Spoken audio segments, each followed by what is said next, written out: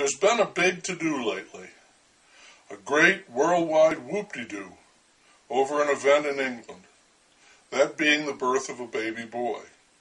But not just any baby boy.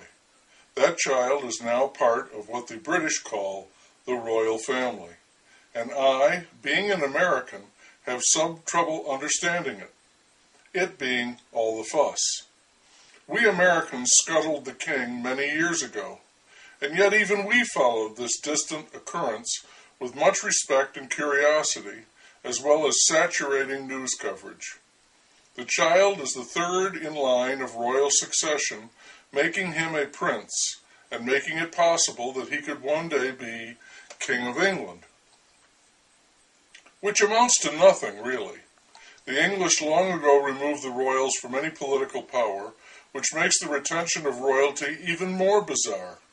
It's hard not to think that those poor fools can't afford their dinner of fish and chips, but pay millions every year to support a monarchy that does nothing. Consider the royal family. They are called upon to do nothing except make frequent public appearances and be their royal selves. They are like someone in this country who has won the lottery, and they win it every year. Lucky blokes, what?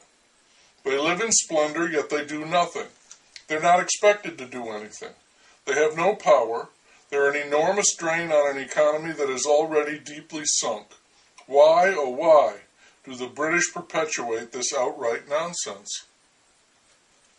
Is it their stiff upper lip, their love of history and tradition? Do they get weak in the knees every time they hear pomp and circumstance? I think it must go beyond that. I think it must somehow resonate more deeply than that, to a core value, or they would come to their senses, pull the plug, sell off the royal jewels, and tell the Windsors to get a job like the rest of us, if they can.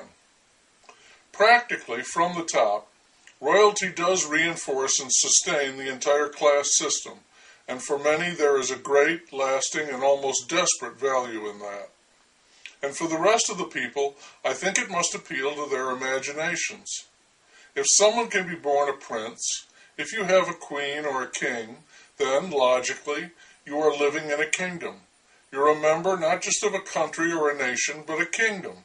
Maybe this goes back to the whole Arthur, Knights, and Camelot thing. Maybe that's the payoff. And there might be even more to it than that. We have a pope because we want to believe that some part of us is holy. Some part of us is sacred. Some part is sanctified. The Pope and his entire rigmarole of cardinals and bishops and priests and churches throughout the world is built on that hope. That's the real rock upon which all of it is built. And if someone can be born a prince, then that means we might share in that hope too. There might be some part of us, in each one of us, that is regal, royal, chosen by divine right, God, to be a leader among men. It seems far-fetched, but I think it's why such a goofy extravagance is not only tolerated, but also celebrated in this supposedly modern and enlightened year of 2013. The monarchy may not be what it once was, all-powerful. It may only be a symbolic vestige of its once mighty self, but it does continue amidst mind-boggling pageantry, and people support it in great numbers, with boatloads of money. It sustains one more faint hope that we might be more than we appear to be.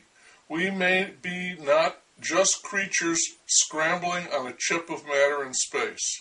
We may be children of God. Also, the monarchy is a tremendous source for gossip and scandal, as well as a major tourist attraction. And there is some value in that.